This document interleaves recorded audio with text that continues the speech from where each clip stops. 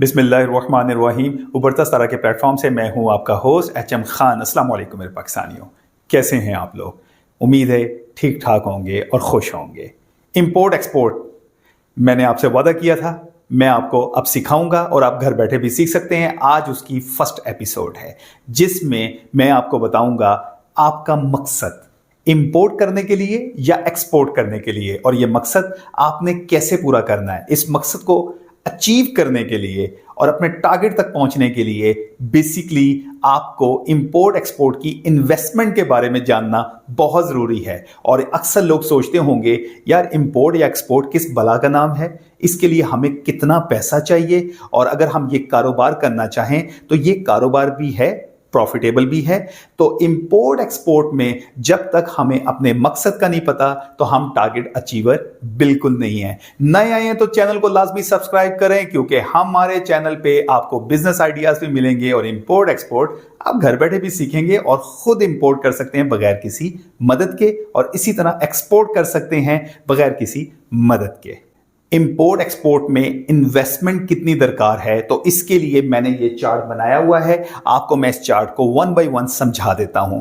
Import export की जब investment की बात आती है तो यहां मैंने इंपोर्ट के पैरामीटर लिखे हुए हैं, यहां मैंने एक्सपोर्ट के पैरामीटर लिखे हुए हैं, और अंडरस्टूड बात है, मकसद एक ही है, प्रॉफिट गेन करना। अच्छा, अब यहां एक चीज आ जाती है, इंपोर्ट बेसिकली हम कर किस लिए रहे हैं? जाती मकासद के लिए कर रहे हैं, या हम लोगों के लिए कर रहे हैं, या हमारा पर्पस है कि हम कोई ना कोई प्रोडक्ट ले आएं, एज ए सैंपल ले आएं और उसको तजर्बा गा बना लें। इंपोर्ट लोग डिफरेंट पर्पसेस के लिए करते हैं। सबसे पहले इसमें बात आ जाती है क्वांटिटी की। देखें, जब बाहर से आप कोई भी चीज मंगवा लेंगे यानी इंपोर्ट कर लेंगे तो क्वांटिटी अनलिमिटेड है, आप जितनी मर्जी क्वांटिटी मंगवाएं। लेकिन अगर क्वांटिटी आपकी बहुत छोटी होगी तो वो याद रखिएगा बाई एयर कंसाइनमेंट के थ्रू आएगी। अब बाई एयर कंसाइनमेंट के थ्रू जब आपकी प्रोडक्ट आएगी तो सबसे पहली चीज आपको समझनी पड़ेगी कि वो जो प्रोडक्ट है वो बाय नेचर क्या है, सीजनल है या ऑफ सीजनल है। सीजनल प्रोडक्ट है तो हमने उसको मंगवाया है जिस मकसद के लिए। मकसद अगर आपका है मार्केट में सेल करना, ठीक, तो एक या दो प्रोडक्ट या तीन प्रोडक्ट या बहुत कम क्वांटिटी आपको कोई बेनिफिट नहीं देने वाली है।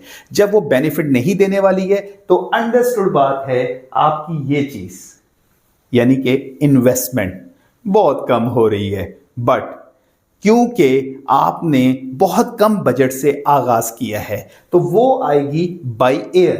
जब वो आएगी बाय एयर तो एक्सपेंसिव होगी, ठीक। जब वो एक्सपेंसिव होगी तो आप मार्केट में प्रोडक्ट को इतना प्रॉपरली नहीं लेके जा सकते। प्रॉफिट पॉइंट ऑफ व्यू से मैं बात करूंगा। लेकिन बाज लोग ये कहते हैं यार इंपोर्ट का चलें एक चस्का हम ले ही लें, इंपोर्ट हम भी करके देख लें, और लोग भी कर रहे हैं। बिल्कुल आप कर सकते हैं, लेकिन यहां मैं आपको बात बता दूं, आप किसी भी कोरियर कंपनी के जरिए मंगवा सकते हैं।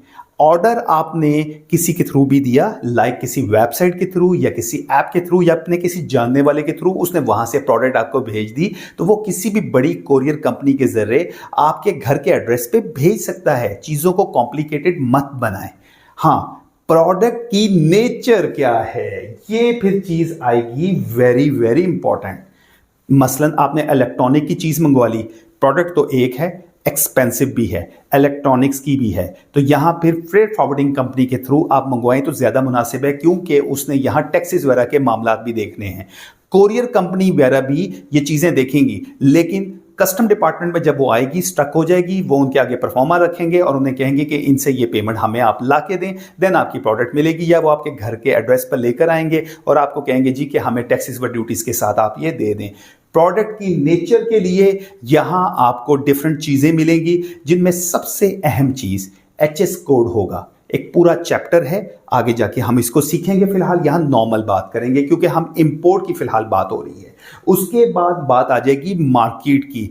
देखें, प्रोडक्ट आपने एक मंगवाई है, अगर आप इंपोर्ट कर रहे हैं, मार्केट अब आपने देखनी है ऑनलाइन पर्पस है या ऑफलाइन पर्पस है। बाज लोग इंपोर्ट कर रहे होते हैं ड्रॉप शिपिंग के लिए, लाइक उन्होंने प्रोडक्ट मंगवा ली, एज ए सैम्पलिंग अपने पास रखी, किसी वेबसाइट पे या किसी सोशल मीडिया पेज पे या किसी ऐप के ऊपर उसको चढ़ा दिया कि ऑर्डर जनरेट हो।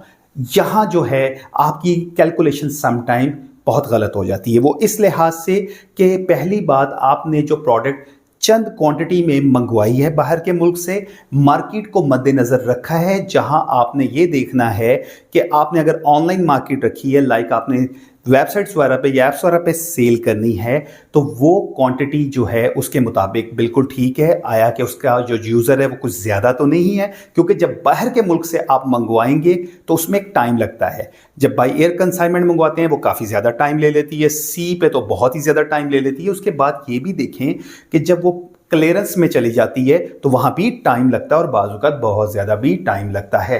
तो मार्केट भी आपके लिए बहुत इंपॉर्टेंट है इंपोर्ट एक्सपोर्ट में सीखने के लिए। तो इंपोर्ट में जब ये मैटर आ जाएंगे तो फिर आप स्टार्ट कर सकते हैं। स्टार्ट जब आप करेंगे उसके बाद आ जाएगा आपका बजट।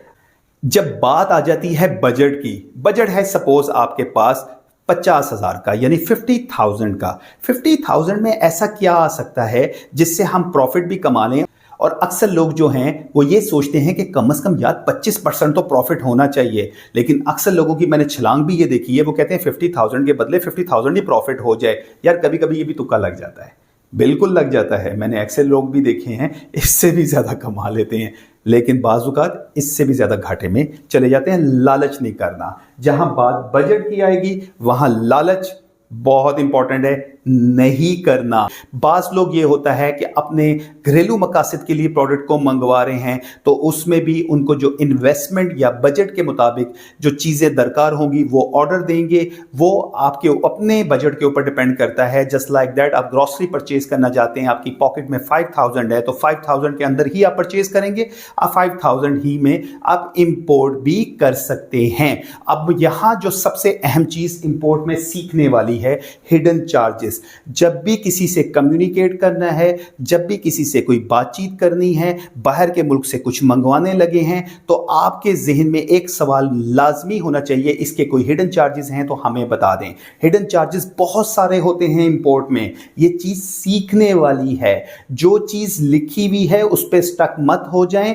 आपने उससे बताना है कि मुझे अपने घर में डिलीवरी चाहिए, तो उसके मुताबिक कैलकुलेशन कर लें। अब बाहर जो बंदा बैठा है उसको आपके मुल्क के हालात का नहीं पता, वो आपको पता होना चाहिए। उसके लिए बहुत बेहतर है किसी वेबसाइट के थ्रू या किसी मुनासिब आदमी से जिसको इंपोर्ट का एक्सपीरियंस हो, उससे जरूर आप पूछ लें। इंपोर्ट की बात हो गई। अच्छा, इंपोर्ट और एक्सपोर्ट में एक और चीज बड़ी अहम है जो इन दोनों के दरमियान है, और वो चीज है ऐसे लोगों के लिए जो कि इंपोर्ट भी कर रहे हैं, एक्सपोर्ट भी कर रहे हैं बगैर कुछ मंगवाए। कुछ भी नहीं आ रहा, उनके एड्रेस पे भी नहीं आ रहा, लेकिन वो फिर भी प्रॉफिट जनरेट कर रहे हैं। सर्विस प्रोवाइडर का रोल बड़ा इंपॉर्टेंट है आप दोनों के लिए, इंपोर्टर के लिए भी, एक्सपोर्टर के लिए भी।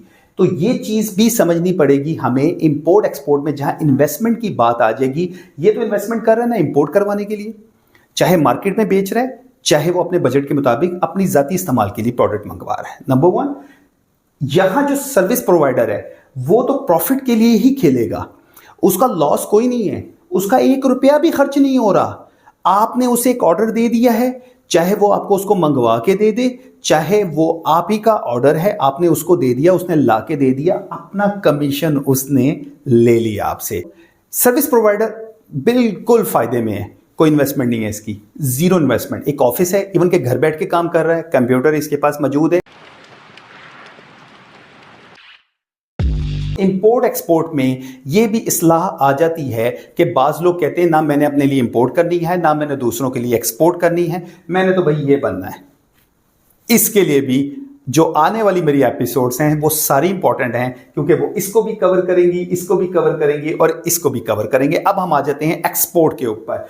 एक्सपोर्ट में भी वही चीज हो रही है। एक्सपोर्ट क्या है? आपका मुल्क है, आप जिस मुल्क में रहते हैं, ठीक है, आपने यहां देखना है कौन सी ऐसी प्रोडक्ट्स हैं जो हॉट हैं। जो कि बिक सकती हैं, जो कि दुनिया भर में हम भेज सकते हैं, जो हमें मुनाफा दे सकती हैं। तो एक्सपोर्टर का तो यही फायदा होता है ना। तो उसके लिए एक्सपोर्ट आप करते हैं, दुनिया में अपना पैगाम पहुंचाते हैं, अपने मुल्क के बारे में बताते हैं और अपनी प्रोडक्ट्स के बारे में बताते हैं। अब जब प्रोडक्ट्स के बारे में बताते हैं तो यहां तो फिर बात आ गई नेचर की। नेचर की जब बात आ गई तो इसका मतलब है आप बिजनेस ओरिएंटेड काम करना चाह रहे हैं। जब आप बिजनेस ओरिएंटेड काम करना चाह रहे हैं और एक्सपोर्ट करना चाहते हैं, दुनिया में अपनी प्रोडक्ट्स को बेचना चाहते हैं, तो उसके लिए सबसे पहले आपका सेल्फ बिलीव होना बहुत जरूरी है। या तो आप अपने लिए यह काम कर रहे हैं एक्सपोर्ट, यानी कि आप ट्रेडर हैं, मैन्युफैक्चरर हैं, या आप कोई एजेंट हैं। ठीक, एजेंट का रोल होता है वो पीपल से, और वो बिजनेस में सेकंड आ जाती है, यानी कि आप लोगों के लिए काम कर रहे हैं। मैंने ऐसे एक्सपोर्टर्स को भी जानता हूं जो अपने लिए तो काम कर ही रहे हैं क्योंकि उनकी अपनी फैक्ट्री है या कोई ट्रेडिंग हाउस है, लेकिन वो साथ साथ कहते हैं कि हम लोगों को भी फराहम करते हैं वो चीज जो कि हम खुद नहीं बनाते या हमारे पास नहीं होती, लेकिन क्योंकि हम एक्सपोर्ट तो कर सकते हैं, हम आपको मौके प्रोवाइड करते हैं। दुनिया में हमें बायर्स का पता है, अपनी प्रोडक्ट लेकर आए, हम इसको बाहर भेज देते हैं और अपना कमीशन ले लेते हैं। तो ये जो एक्सपोर्ट का काम है ये बेहतरीन काम है और बैकबोन है किसी भी कंट्री के लिए जो कि तरक्की करना चाहती है, या किसी भी बंदे के लिए या किसी भी कंपनी के लिए जो तरक्की करना चाहती है। तो ये भी बात हमें समझनी पड़ेगी। Exporter very important. जब बिजनेस की बात आ जाएगी तो चाहे आप अपने लिए करें या लोगों के लिए करें, तो बिजनेस कैसा है, ट्रेडर हैं, मैन्युफैक्चरर हैं या एजेंट हैं। अब एजेंट ये यही है, सर्विस प्रोवाइडर। एजेंट का बड़ा अच्छा काम है, फिरने फुरने लग गया, या उसने 2 घंटे सिर्फ कंप्यूटर पे देने हैं। 2 घंटे वो कंप्यूटर पे बैठ के सर्च करेगा कि दुनिया में कौन सी प्रोडक्ट्स की डिमांड है, और हो सकता है उन प्रोडक्ट्स में से कुछ प्रोडक्ट हम पाकिस्तान में रहते हैं, पाकिस्तान में कोई बना रहा हो या लोगों के पास बल्क क्वांटिटी में मौजूद हो। यार ये मैं ऑर्डर क्यों नहीं ले सकता, वो ऑर्डर वहां से जनरेट करने की कोशिश करेगा, बायर से बातचीत करेगा, उसके बाद पाकिस्तान की मार्केट देखेगा और उनको फिर कन्विंस करेगा, उनसे एक अच्छे रेट पे माल लेके उनको प्रोवाइड करेगा। इसका रोल बड़ा इंपॉर्टेंट है और इसकी 5 उंगलियां घी में है। क्यों? इसको ना कोई मैन्युफैक्चरिंग की जरूरत है, ना ही इसको कोई ट्रेडिंग करने की जरूरत है, ना ही इसने कोई पैसा लगाना है। अब जनाब यहां जो रोल है सारा इंटरनेशनल मार्केट का है। इंटरनेशनल मार्केट में ही आप प्ले कर रहे होते हैं। इंपोर्ट के अंदर आप लोकल मार्केट में प्ले कर रहे होते हैं। लेकिन मुझे बाज लोग कहेंगे कि जी हम बाहर के मुल्क से प्रोडक्ट मंगवा के ही हम दूसरे मुल्कों में भेज देते हैं, उस मुल्क में नहीं भेजते जिसमें बहुत ज़्यादा एक्सपेंसिव हो जाएगी। और लोग जो हैं उनको मालूम है, सियाने हैं। उसमें बेहतरीन तरीका ये है, मसलन आपने चाइना से कोई प्रोडक्ट परचेज की, उसे पाकिस्तान नहीं मंगवाएं। आपने अगर ऑर्डर अमेरिका से लिया, चाइना टू अमेरिका भिजवा दें। इसमें आप कंपनियों से बात कर सकते हैं और उसमें ड्रॉप शिपिंग बहुत से लोग कर रहे हैं और कंपनियां भी प्रोवाइड कर रही हैं, वो आपकी मदद कर देंगी। इंपोर्ट एक्सपोर्ट के लिए इन्वेस्टमेंट कितनी दरकार है? इंपोर्ट के लिए 50,000 से भी कम में आप काम शुरू कर सकते हैं। डिपेंड है कि आपने अपने लिए मंगवाई है या मार्केट के लिए मंगवाई है, या आपके अपने ऊपर है। इसके लिए कोई इतनी बड़ी अमाउंट लेने की ज़रूरत नहीं है और ना ही आपको इसमें कोई इतना बड़ा बजट दरकार है। आप इंपोर्ट कर सकते हैं। एक्सपोर्ट की जहां तक बात आती है, एक्सपोर्ट के अंदर प्रोडक्ट, बिजनेस की नेचर, सेकेंडली ये इंटरनेशनल मार्केट, 3 ही अहम रोल अदा करते हैं। आपने इसी के मुताबिक खेलना है। यहां जो सबसे अहम चीज आ जाती है वो आ जाती है क्वांटिटी।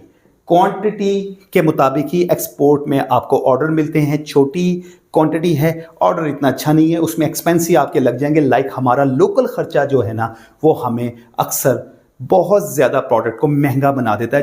जब फिर कंपटीशन की बात आती है तो फिर हम लोग डिफरेंट कंट्रीज के साथ नहीं खड़े होते क्योंकि हमारे लोकल खर्चे बहुत हैं। जैसे एक लाहौर में फैक्ट्री है और कराची के रास्ते ही सामान आपका एक्सपोर्ट होगा, तो कराची से जो लाहौर का खर्चा आएगा वो एक्सपेंसिव है। अंडरस्टूड बात है, वो आप तो उस प्रोडक्ट में डालेंगे ना। ये हमारे जो मसाइल हैं बहुत ज़्यादा हैं, लेकिन इसमें जो चीज़ सबसे अहम है एक्सपोर्ट में सीखने वाली, टाइम मैनेजमेंट।